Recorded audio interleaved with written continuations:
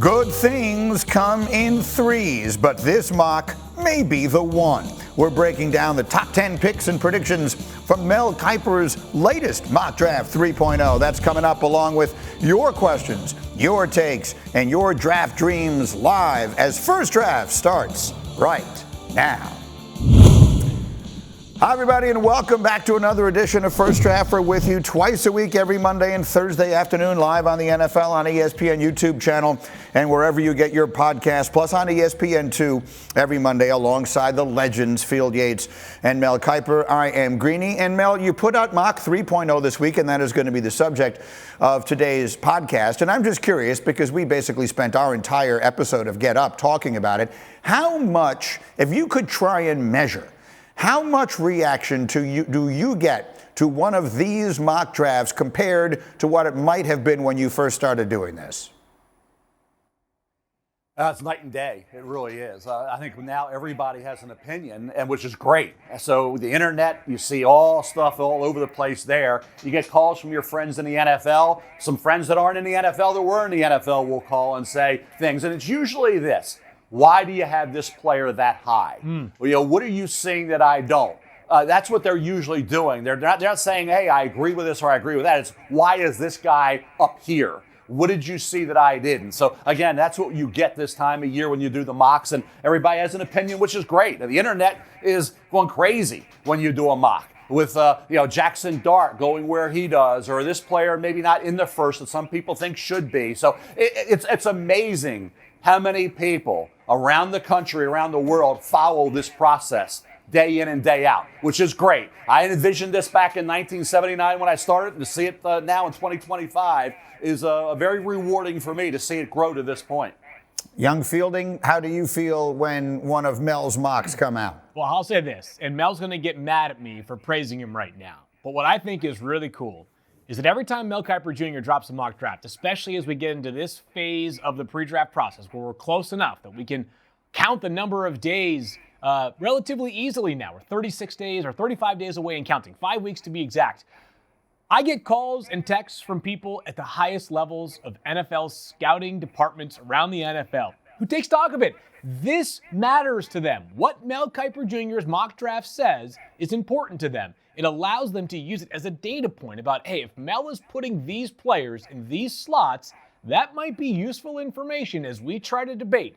If we love this player, do we have to move up? Are we going to be able to get this player where we are currently slotted? Can we even move back and maybe get this guy 5 picks later if somebody is desperate enough to move up into our current slot? So I think that Mel Kiper Jr. mock drafts will forever be appointment reading, and they're a huge part of the NFL discourse, not just fans and people like us, Greeny, who live for these mock drafts year-round.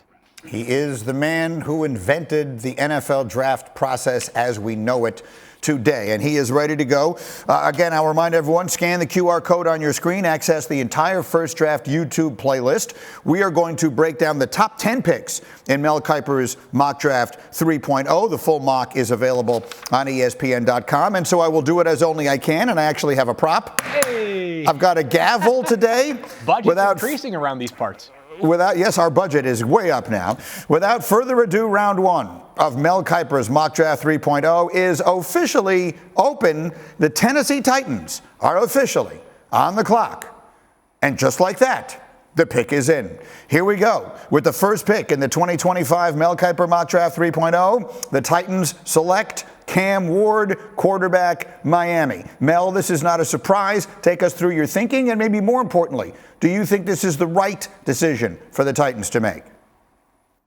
Well, I think you need the quarterback in this league, and they're not sure about Will Levis, and I get that. He had some struggles with turnovers, and he played through that shoulder injury. So you go to Cam Ward. If they love him, Brian Callahan, who was with Joe Burrow in Cincinnati, he inherited Will Levis. This would be his guy. If he loves Cam Ward, there's a lot to like about Cam Ward. The arm talent's undeniable. The mobility. This kid had 17 rushing touchdowns over a 3-year period. 2 years at Washington State, then, of course, that final year at Miami. He cut that sack total down dramatically. He was sacked almost as much in 2 years at Washington State as Shedeur Sanders was at Colorado. Now, despite having only 7 interceptions, he will put the ball in harm's way. He will get a little reckless, careless with the ball in the pocket, but throwing the ball, he will, like I say, put it out there where, hey, some defensive backs, linebackers in college won't make the plays, and the NFL, they will. Now, ironically, his most interceptions came at Incarnate Word when he had 10. Only had 7 interceptions last 2 years, one at my year at Miami, 1 year at Washington State, that final year. But he's got to be a little bit more, I think, basically, get it out quicker. Don't wait as long. You hesitate in college, you can get away with that at times. You're rolling around, you're going to put it, like say, in harm's way late. You're late. Nothing good happens when you're late to the party, guys. Nothing happens when you're late doing anything, right? So for Cam Ward, the things you got away with at Washington State, Miami, or a turnover early in a game that nobody cares about because you win by 30. That's not the NFL. Games are close. Games are nail-biters into the fourth quarter. They're undecided games late. And when you get to 4 o'clock, quarter to 4 on the East Coast, they're still undecided. Those mistakes, that's why we're talking about Will Levis. Will Levis made one key mistake in some games that ended up costing them. So again, Cam Ward has to eliminate that. And some things he got away with weren't turnovers. In the NFL, this will be strip sacks galore. So for Cam Ward, he's got to clean some things up, but the arm talent, the mobility, and he had a hell of a year. I mean, the bottom line is he had a really good year at Miami. He had really good seasons at 3 different programs with different players, different systems, and he adapted. So Cam Ward, number 1 to Tennessee. Adam Schefter said, lock it in, put it in pen. So when Adam Schefter says, put it in pen, I'll mark it down and feel pretty good about it. Yeah, far be it for me to disagree with either Adam Schefter's reporting or Mel Kiper Jr.'s mock drafts. This is where I've had Cam Ward in my most recent mock drafts as well, going number 1 overall. And so I don't want to sit here and debate whether he is or isn't going to go first overall, Greeny. I want to talk about some of the things that will sort of galvanize me about Cam Ward in Tennessee. So this team has worked hard in free agency to beef up its offensive line. Worth noting, this team has one of the great offensive line coaches that we have ever seen in the league in Bill Callahan. So there is room for this group to grow.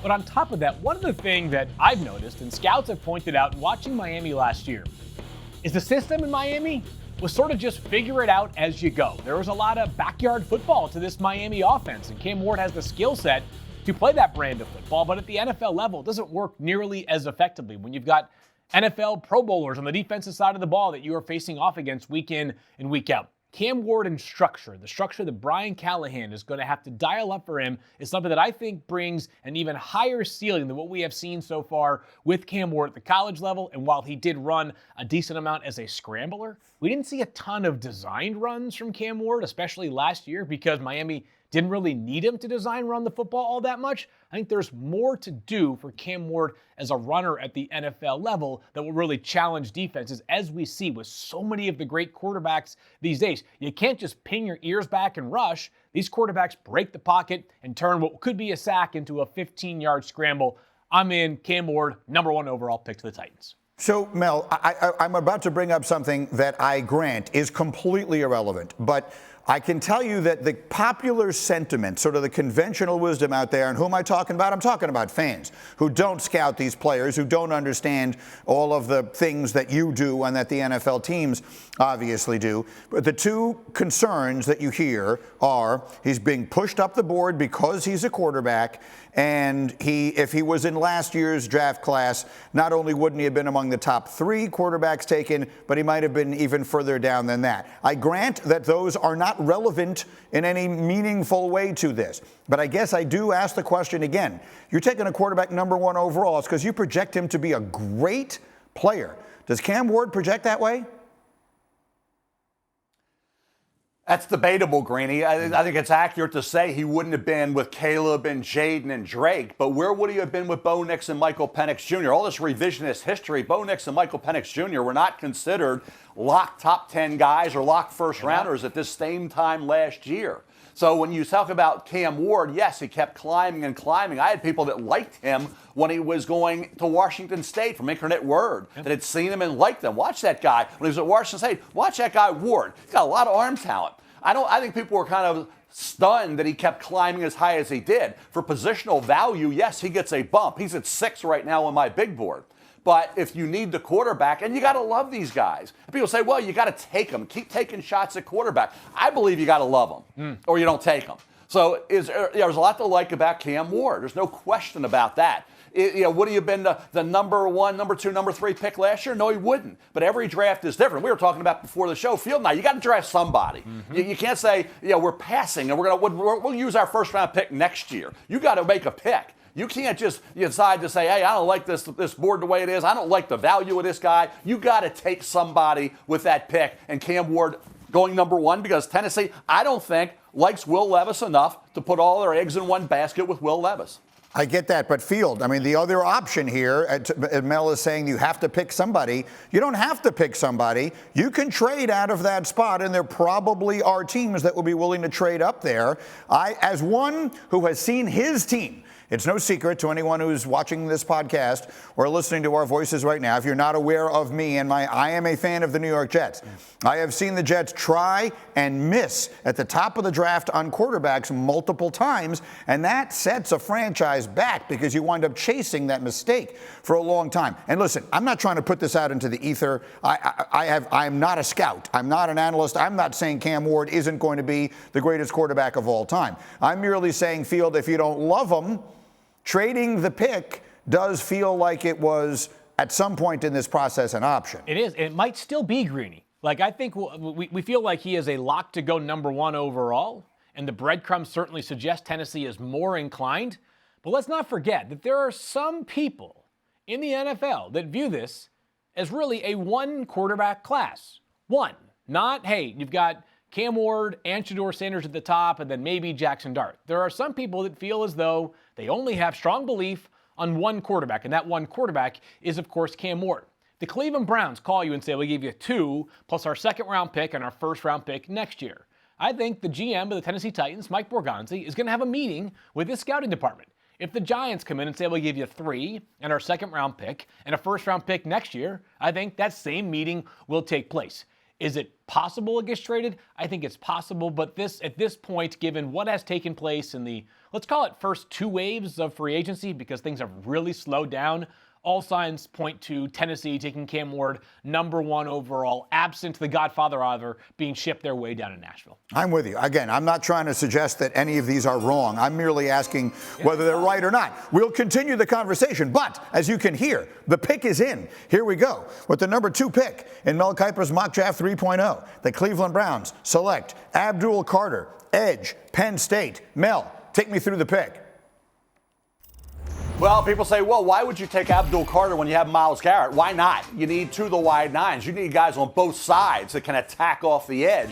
Myles Garrett, hey, if he's doubled, Abdul Carter is going to wreak havoc, and quarterback's going to be in trouble when they play the Cleveland Browns. So you can say, well, take Travis Hunter, at corner, wide receiver, but passing on Carter, who is right there with Hunter as 1 and 1A on the top of the board, and you're Cleveland, and you got all these quarterbacks you got to deal with, you can say, well, I got to get a quarterback to match that. How about a pass rusher with Garrett to get after these quarterbacks? Remember when Houston, they had Carr, right? And they took Mario Williams. They didn't take Reggie Bush because they had to deal with Peyton Manning. So teams have always felt like, okay, it's one thing to have the quarterback, but we got to get after these quarterbacks. Abdul Carter is undeniably a great player. You can't argue that point. Okay, that's why I like Ursary a little bit more than people at Minnesota, because Ursary did a pretty good job against Abdul Carter. Other than that, he was unleashed and he was wreaking havoc, and he plays hard every snap, and he plays the run so well. Bend, explosive off the edge. Abdul Carter with Myles Garrett in Cleveland is a nightmare. They have not had that. They've had Garrett and not anything else. Now you got Garrett and Carter. That is as good a tandem potentially as you will ever see. Garrett's unbelievable, Hall of Famer. Carter should be, Field, what are you thinking? 10 to 15 sacks a year in the NFL? Sure would 8 think to so. 12 yeah. Probably, and that 8 to 12, 12 to 15? Higher. You kidding me? Why would you pass on Abdul Carter? Well, because of Travis Hunter. That's why. That's the only reason. So this sort of reminds me of back in the day, Greeny, when my wife and I were thinking about planning a vacation and we were talking about possible places to go. And we sat there and we debated for a long time between the likes. We were trying to go somewhere warm, and it was like Hawaii versus like the Bahamas or something, right? Or the one island in the Caribbean versus the other. And ultimately what ended up happening was my wife got the decision because she, of course, is the boss in the relationship. But the point that I'm making is There's no right or wrong answer, right? Just because I sit here and say, like, I might prefer to go one place versus her, she's going to get what she wants. Just because I believe Travis Hunter merits the number 2 overall pick in the draft. If the Browns take Abdul, my analysis is going to be, bravo, good job. You now have perhaps the best pass rushing duo in the entire NFL. And while it's perhaps a bit reductive to always try to copy what the most recent champion did, what was the strength of Philadelphia in the Super Bowl that, as Mel said, made Patrick Mahomes mediocre for the second time, or maybe it was more, mortal, whatever Mel said specifically about Mahomes.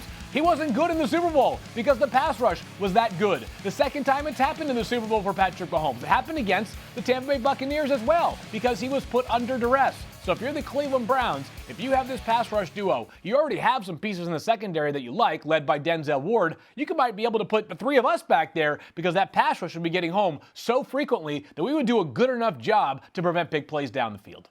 All right, so Abdul is one of the very few players in this class about which there are seemingly no questions.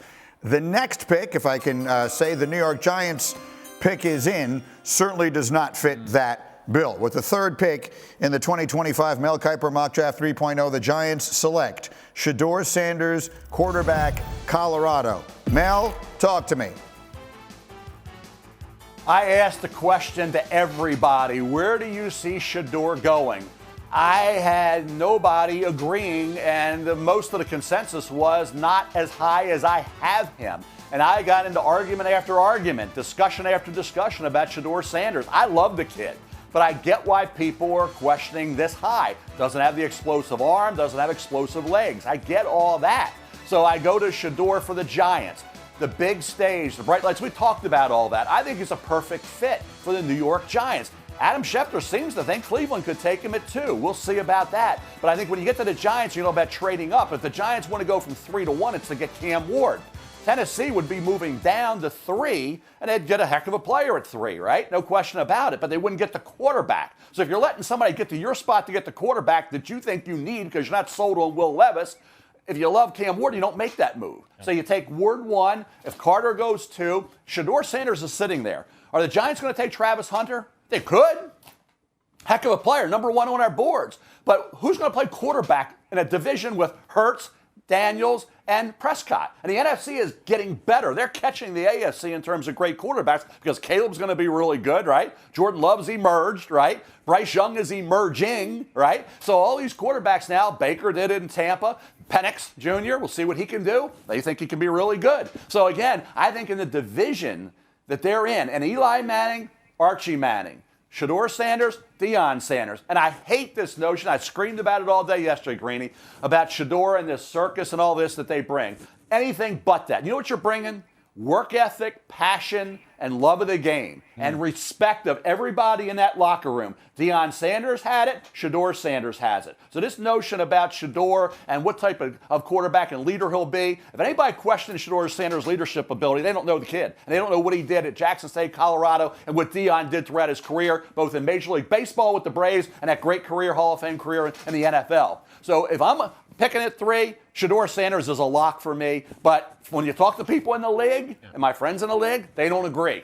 I can't fight City Hall, right? I can't argue it anymore. I can only listen to what I'm hearing, and that's why I didn't have quarterbacks going 1-2, because I felt like, okay, if everybody's questioning both Ward and Shedeur going this high, are both of them going to go 1-2?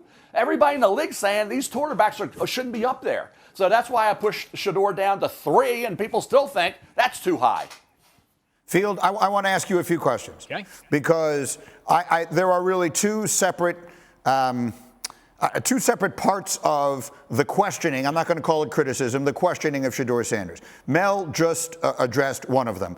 The thing with his dad, the thing with his brashness, whatever it is. I agree completely. That's nonsense. It's completely meaningless. You go show me a great quarterback, I'll show you a guy who has belief in himself. However they express it, that's a whole separate point. The other questions are about his size, about his athleticism and about his arm strength. And those are legitimate things to be asking about a player at this point. Field, how, for the fans who are sort of catching up here, like how legitimate are those questions? They're legitimate. I have him 17th on my big board, which is lower than Mel. I've had him as quarterback too throughout much of this pre-draft process. Listen, it's a real question mark. When you watch the football explode from Cam Ward's hands, and then you watch Shedeur Sanders throw right after him, which we did not see at the Combine, but a world in which both of those quarterbacks were throwing at the same time, you would see it. Shedeur Sanders is a solid athlete, but we have reached a new level of quarterback athleticism in the NFL, right? I mean, think about so many of the great quarterbacks, and very few of them are guys who operate most primarily from the pocket. You've got guys that can beat you with their legs, guys that can beat you with their arm while throwing on the run. That's not the profile of athlete that Shedeur Sanders is. And I would say this, Green, I think he needs to play more urgently from the pocket. He took 42 sacks last year, which was the most in the FBS. Yes, the offensive line was bad. There were some sacks in which I felt as though that Shedeur Sanders could have helped himself out a little bit. All that being said, I want to go back to January 6th of 2025, 2.5 months ago, when the Giants announced they were keeping their head coach Brian Daboll and their general manager Joe Schoen. That said to us that while there's not going to be any change, there is a lot of pressure on those two men this season. The Giants need to make major strides this upcoming year, or they need to have a quarterback that they can show they have the ability to develop and has a bright future in the NFL. If you look at the Giants' schedule, you know the division they play in. They also get to the AFC West, which might be the most competitive in the sport, plus the NFC North, which had 3 teams in the playoffs last year. The Giants are not going to win a lot of games this year. They need to find a quarterback, which would be Shedeur Sanders in this circumstance, that by the end of the year, even if the record is 5-12, you say to yourself, he gives us a beacon of hope. Because absent that beacon of hope, there's going to be wholesale changes at the top for the Giants after this year. So I really believe the New York Giants, even if they sign a quarterback like Russell Wilson or Aaron Rodgers or even Joe Flacco, will do the quarterback double dip and have a plan beyond 2025. And my best guess, that plan is Shedeur Sanders. Okay, so I think we all are in agreement that is a likely scenario here, but it certainly will generate the most conversation of anything at the very top of this draft. The number 4 pick would not, assuming it goes like this. I have a tweet here from Mooka McGonigal, who tweets, "From Pats Nation, thank you, Mel." With the fourth pick in Mel's mock draft 3.0, the Patriots select Travis Hunter, wide receiver and corner, Colorado. Mel, take it. Yeah, the nightmare for the Patriots would be Abdul and Travis Hunter both gone. They want these quarterbacks to be taken. They want these quarterbacks to go. They want Cam Ward 1. They want Shedeur Sanders at 2 or 3. Because if that happens, they're guaranteed Abdul or Travis Hunter. Travis Hunter with Drake May as a weapon and a guy, you get the ball in his hands. He is dynamic. He's got the best hand-eye coordination and ball skills of any player I've ever evaluated. Nobody's better than him. They can be really good, but nobody's better in terms of hand-eye coordination, catching the football, ball skills, adjusting to poorly thrown balls, balls that are off target, whatever it may be. When Shedeur was off target, this kid made some miraculous catches. And he's so deceptive with his speed. He glides, but he fools people. Okay, so to me, cornerback as well. You can sprinkle him in on that side of the ball. But obviously for New England with Drake May, he would be offense and then defense when you need him, whether it's big games during the season, playoffs, whatever they get to, that's when you would sprinkle them in at the cornerback side because they got cover guys, right? They got corners, but you need 3 or 4. So you need more than 2 cover men. And Travis Hunter in those situations on the defensive side could be a major asset on defense for the Patriots, but wide receiver being a weapon for Drake May would be his major role. Yeah, Greeny, you know how you get 10 minutes between each pick in the first round and how oftentimes these teams take at least 7 or 8 of them? I got to guess that the Patriots are going to take about 7 or 8 seconds and then spend the rest of those 2 minutes celebrating if they get Travis Hunter 4th overall. The reality is, Mel and I both stated our case for him as the best player in the draft, and it fills a gigantic need. I mean, massive need for the Patriots on their offense right now. Their number 1 wide receiver going into this next season as of right now is who exactly? Is it Mac Hollins, who they signed from Buffalo? Is it Jalon Polk, a guy who I loved in the draft last year who had a forgettable rookie season? Is it Kendrick Bourne? Is it Pop Douglas? The point is, if I said those 4 names and you were not enthusiastic about them, you're not alone. The Patriots need a difference maker on offense. We all think that Drake May is going to become a very, very good player. But find a quarterback who can do it all on his lonesome, and I'll find you a guy who doesn't exist. The Patriots need to surround Drake May with playmakers, and while Travis Hunter will have some reps on defense too, just the wide receiver value alone that he would bring to this team makes it the easiest pick of the entire draft if things go this way. It'll be fascinating to see the positional decisions that are going to wind up getting made by him and his new team once he goes into the NFL. We'll put that one aside because the 5th pick in Mel's draft is in. Here we go with the number 5 pick in Mel Kiper's Mock Draft 3.0. The Jacksonville Jaguars select Mason Graham, defensive tackle, Michigan. Mel. Yeah, I think you know what you're getting here. You're getting a kid who, despite the stats, you look at that 3.5 sacks, you say, why is he going this high? Disruption. You talk about quarterbacks getting the ball out so quick. This kid was a factor. He's got that wrestling mentality, Mason Graham does. Tremendously consistent, reliable player. And for Jacksonville, that's their big problem, was the defensive tackle spot. Another Mason Smith, they hope he emerges as well. They could go Tyler Warren, tight end out of Penn State, if they wanted to help Trevor Lawrence and get that weapon that you can move all over the field and great with the ball in his hands. But Mason Graham for need and for, I think, a safe, we talk about safe picks. You know exactly what you're getting. Mason Graham, what do you say? Turn on the tape. Watch me, and you'll see why I should be a top 5 pick. Yeah, Greeny, we are in this moment right now after the Super Bowl in which a lot of people are very acutely aware of the value of defensive tackles, right? Milton Williams gets a $104 million contract from the Patriots. The largest contract in the history of a franchise that had the greatest player of all time on its roster for 20 years in Tom Brady. On top of that, Jalon Carter, everybody knows how great he is right now. Trivia, how many sacks did Jalon Carter have? And I'll give you the 4 playoff games as well. In 21 games, Jalon Carter had 6.5 sacks. Okay, the number's fine. It's not eye-popping, though, by any stretch. So if you're worried about a defensive tackle sack production, if you take him 5th overall, you're looking at the wrong stuff. I thought Mason Graham is a no-doubter, no-brainer, no-weakness player. I'm not concerned by the modest arm length for Mason Graham, the 296 pounds weight that he had at the Combine. I think he cut weight for the Combine, even though he didn't work out. This kid was dominant on film, not just as a pass rusher, but also as a run stuffer. And the way that his motor ran for 3 years, from the day he walked onto campus amongst the defense that was filled with future NFL players, to me stood out from start to finish at Michigan. Not overthinking it. Jacksonville, congratulations. You got yourself a great player. All right, so that one feels like a no-brainer. The next one is going to get a lot of attention. The pick is in at number 6. And with that pick in Mel's Mock Draft 3.0, the Las Vegas Raiders select Ashton Jeanty, running back, Boise State. Mel. Yeah, it's a value running back because he's graded very high on the big board. You talk about where he is right now. For me, he's at 4, right? Mason Graham's at 3.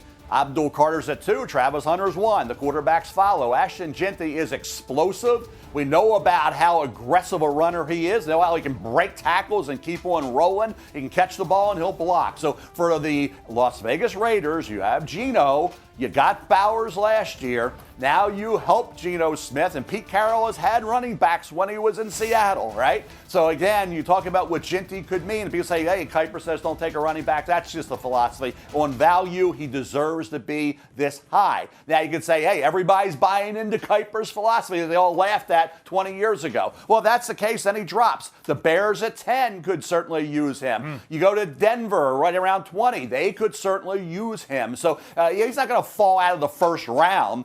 And this spot, I just felt like when they got the quarterback, when I did the other mock before this, I thought it was going to be Sam Darnold. Right. That's why they would take Jeanty, right? Not take the quarterback.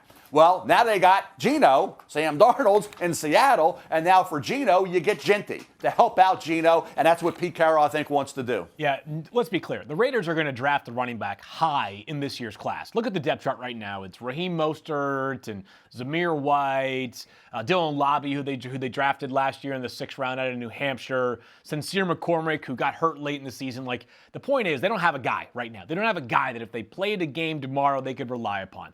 I have no issue with taking Ashton Jeanty this high. He's the 4th-rated player on my big board. I get it. If he slides a few spots because of the positional value, I understand that. But Mel brought up an interesting point yesterday, Greeny, that I wanted to bring to the forefront. If he wants to take it away from here, he certainly can. You know, for those that say, hey, don't draft a running back because of the replaceability and the fact that these guys may not play for 10 years. Here's the truth.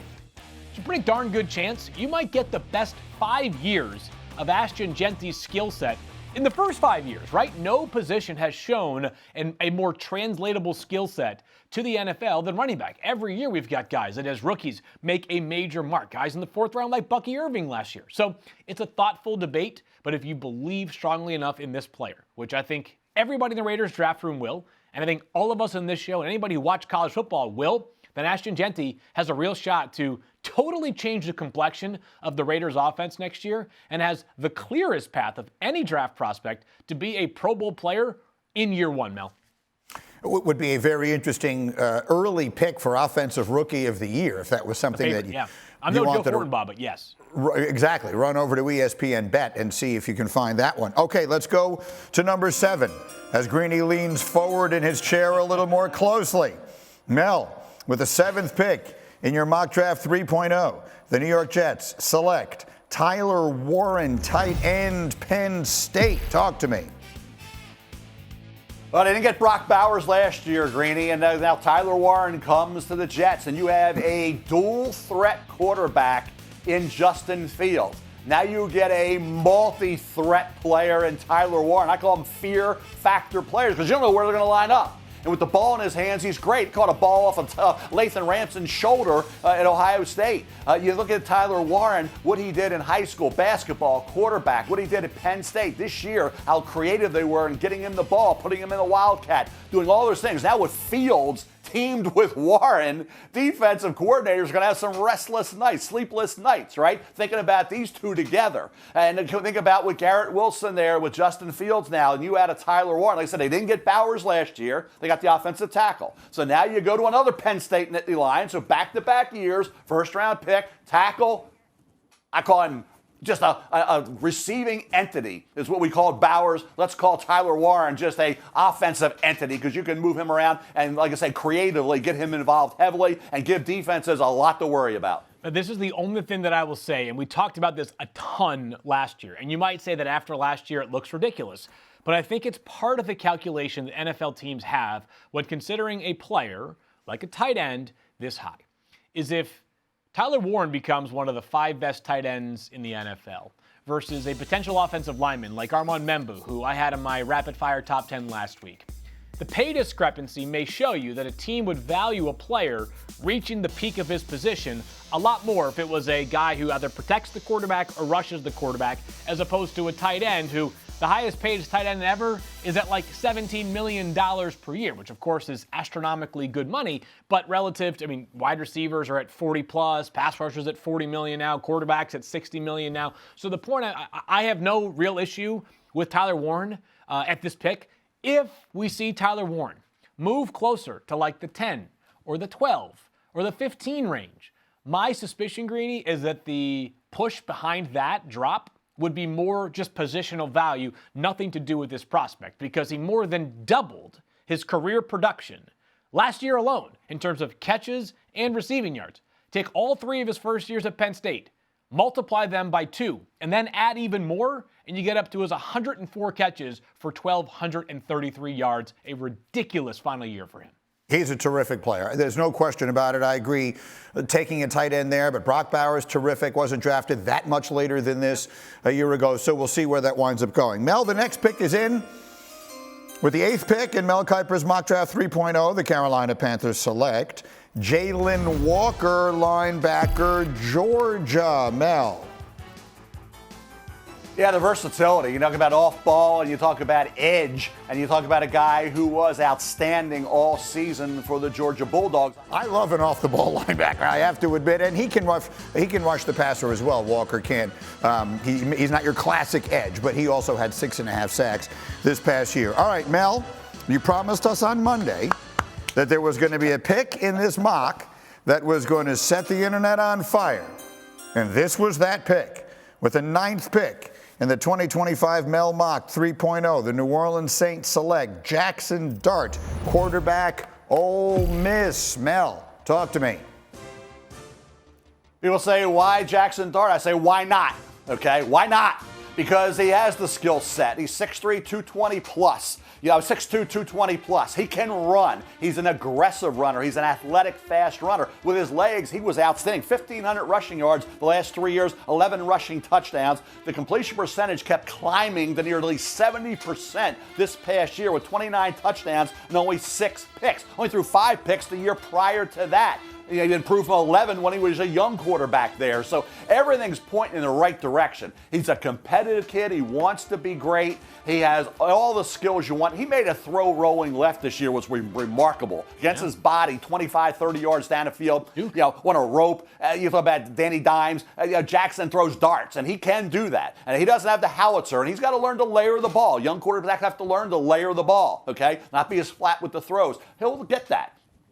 They have a quarterback, Carr, that's been there, right? Veteran. That's the bridge. That's the guy who's going to get you to Dart. Dart may take a little time. RPOs, you're on RPOs in the NFL. We don't get Mahomes. So for me, Jaxson Dart, he's 18 on my board. Is it a little high for me? But he's solidly QB3. He's been QB3 pretty much all year for me. If you're a new head coach and you're Kellen Moore, former quarterback, right? And you can handpick your guy. And we're even saying, could Dart go ahead of Shedeur? Is Dart rated ahead of Shedeur by some? You got to look at Jaxson Dart at 9. I had the same people saying it's a little too high for Dart. They were saying it's a little too high for Bo Nix. And I got off of it in Mock 4.0, and I am not. I have written that, hey, I might be wrong. You can be wrong on anything you say. I like people say, I could be wrong. No kidding, you could be wrong, you idiot. Anybody could be wrong. But Jaxson Dart at 9, Jaxson Dart at 9 is not changing on Mock 4.0 unless something happens crazy. He is going to be stuck at New Orleans. And when that picks up, Greeny, you can look at me and say, let's see if Dart's the pick. And it'll be a lot of fun to see if he is. Because if Kellen Moore loves him, take him. All right, so some of the disagreement that Mel is referring to came from @Terrence Taplin, who tweets, the Saints drafted a talented young quarterback last year. He's talking about Spencer Rattler. Yep. Plus, they restructured Carr's contract to fit this year. So no way, he believes, the Saints draft a QB in round 1. They'll get T-Mac or an edge. Field, what do you think? All right, so Terrence, I'm not as convinced that they're going to take Jaxson Dart number 9th overall as Mel is. But by the way, I'm already planning this. In NBA locker rooms after a regular season win, when someone accomplishes something notable, they spray them with water bottles. We save the champagne for the playoffs. I'm storming the set and spraying Mel with a water bottle if they go Jaxson Dart at number 9 overall. That being said, I don't think the quarterback investment on this roster, Derek Carr going into his final season with New Orleans, and Spencer Rattler, a 5th-round pick last year, who had some moments last year, but certainly not enough for me to feel like this guy has an unequivocal chance to start going forward. Neither of those things are factors into why New Orleans should not or will not take a quarterback at number 9 overall. I think you have to either commit to it or be prepared to lose the player, because you're not getting him in the 2nd round. You simply aren't getting Jaxson Dart with the Saints' 2nd-round pick. The calculation, and Mel and I talked about this yesterday, and Adam Schefter brought up how the Broncos consider doing a similar thing to this, which is maybe a perfect world is this, Greeny. You move from 9 to 15. You get some extra draft capital, and then you take Jaxson Dart at 15. Mel's counter, I already know what it is fair, but it's a little rich for me. I've also accepted the quarterback tax is real, and Mel getting Jaxson Dart up to number 18 on the big board did capture my attention as well, Mel. I'm interested in this part of the equation. Yeah, let me just say this, too. Just to tag what you were saying about this whole quarterback thing. I didn't know this till yesterday. And the amazing Laura Rutledge, okay? The great Laura Rutledge was doing NFL Live with us, right, yesterday.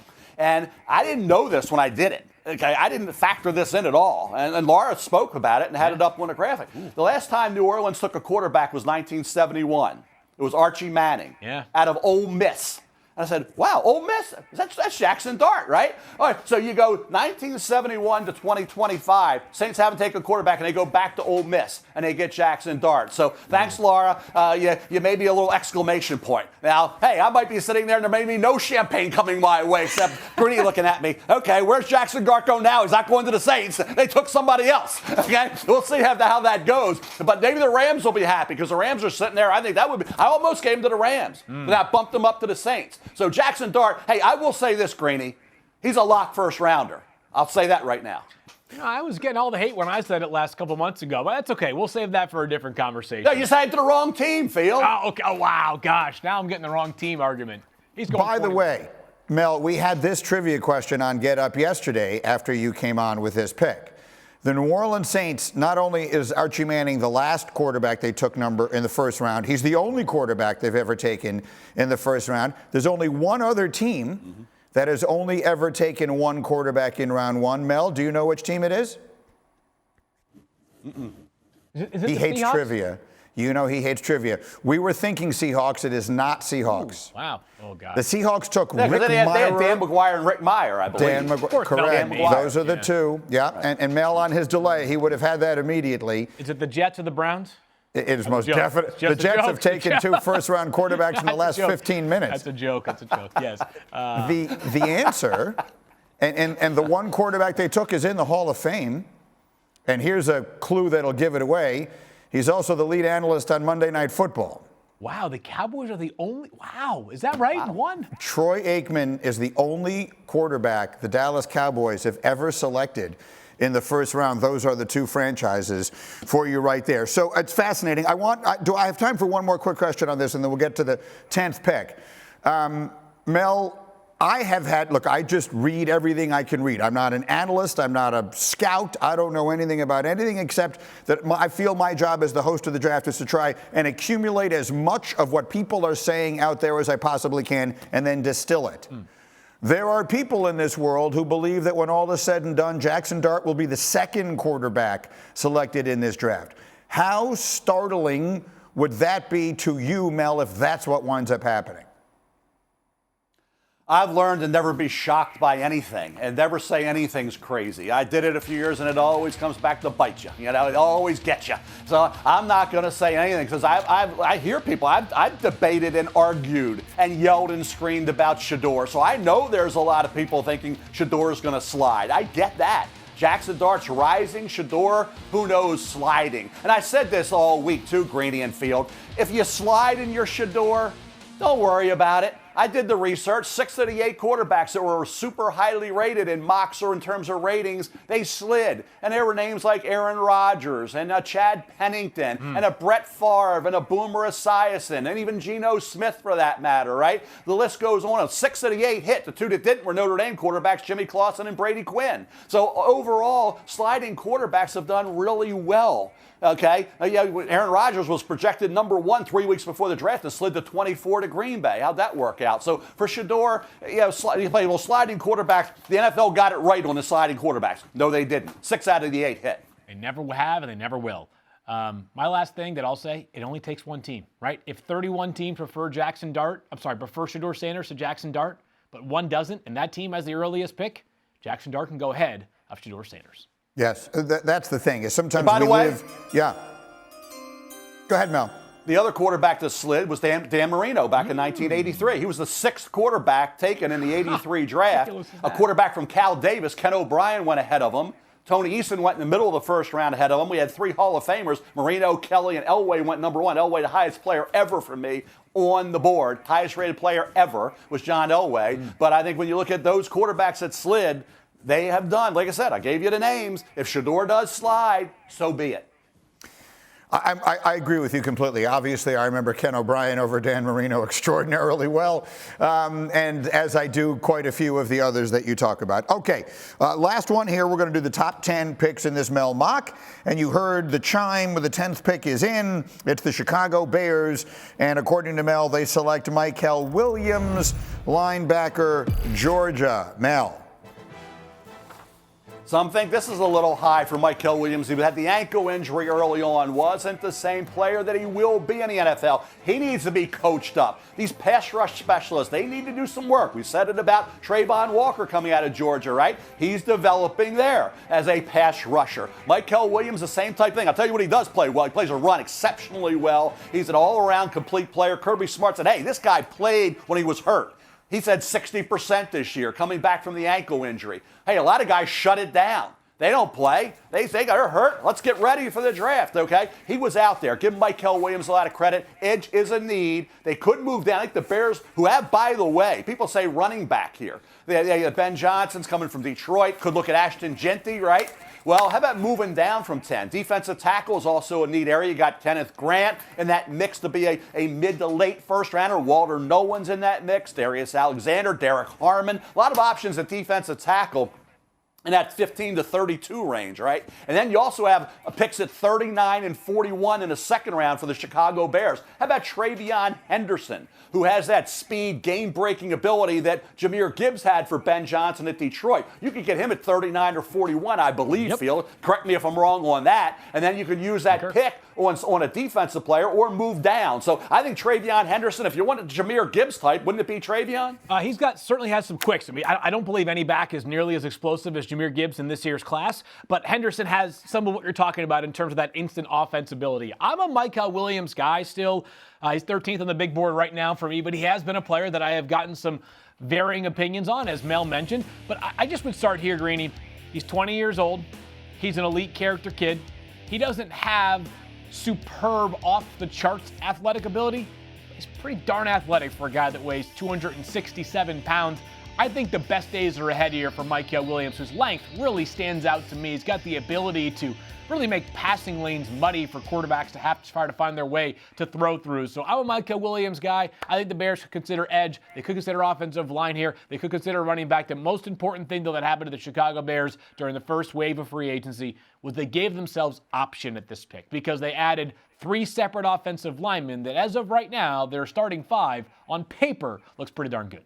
Absolutely. And they decided to go the veteran route in front of the young quarterback so they can use picks like these. As you mentioned, Mykel Williams has been a star forever. He was the Maxwell National Defensive Player of the Year in high school. So he's been on everybody's radar for a very long time. All right, Mel, as always, you stirred it up. We did the top 10 picks here. We'll look at the rest of the mock draft. I'll remind everybody that Mel's full mock is available on ESPN.com. Don't forget, you can scan the QR code, like and subscribe to our podcast. Tune in every Monday and Thursday for full NFL draft analysis. Plus, send us your questions using the hashtag #FirstDraft for a chance to be featured on the program. Again, next week we break down the rest of Mel's mock 3.0. That's all the time we have. For the great Mel Kiper and young Fielding Yates, I am merely Greeny. We'll see you next week.